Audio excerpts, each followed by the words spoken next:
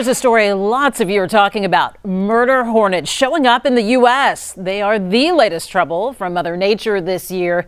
Matt Doherty shows us what all the buzz is about.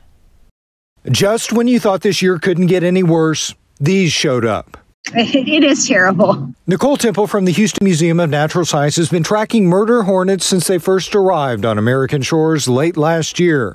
They're responsible for the massacre of many honeybee hives. They start taking their mandibles and they rip the heads of the worker bees off so that all the worker bees are gone. And then they go in and feast on the pupa, which are incubating and growing.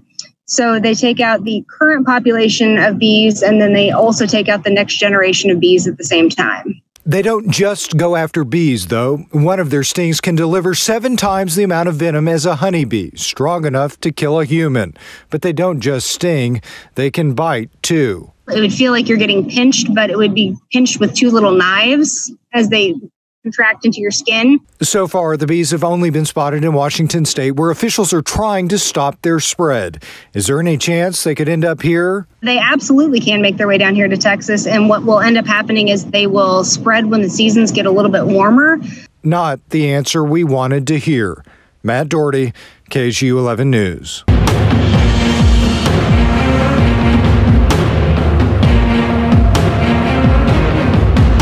The United Nations says locust swarms are threatening the food supply of millions. They've devastated thousands of crops as they move across parts of Africa. CNN's Farai Zavinzo takes a look at the problem and finds out why climate change might play a role. For 3 months now, swarms of desert locusts have been eating their way through East Africa. Here in Kenya's Laikipia County, people bang utensils to try and ward off an increasing menace to their livelihoods. All to no avail. The locusts keep coming.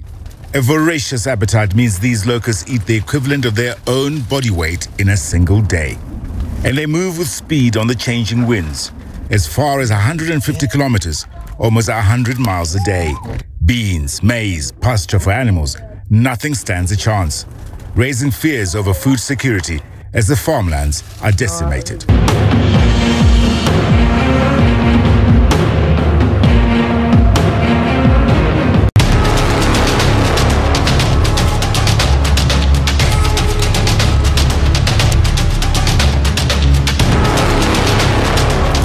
A raging wildfire has broken out in the nearby forest.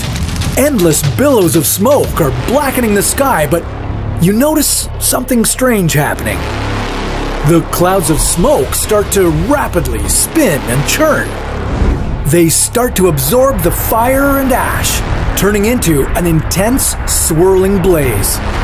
It's picking up cars, trees, and houses with ease.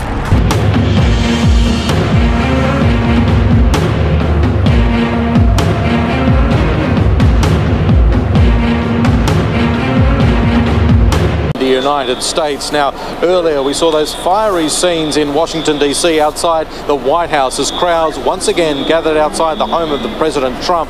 Multiple blazes were lit and stones were thrown at riot officers. In Atlanta, Georgia, 2 police officers have been fired over this confronting vision taken during a protest there on Saturday night.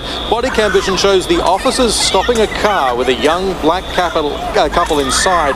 The pair don't seem to be resisting. However, the officers break the car's windows, taser the man and wrangle the couple to the ground. In Philadelphia, crowds of protesters were filmed destroying a police car, the windscreen already smashed as people tried to roll it. Also in Philly, vision of large teams of police bringing protesters to the ground to make multiple arrests.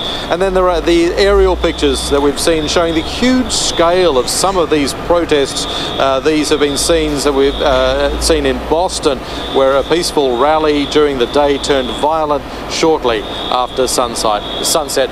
And that's just some of what we've been seeing right across the United States of America today. And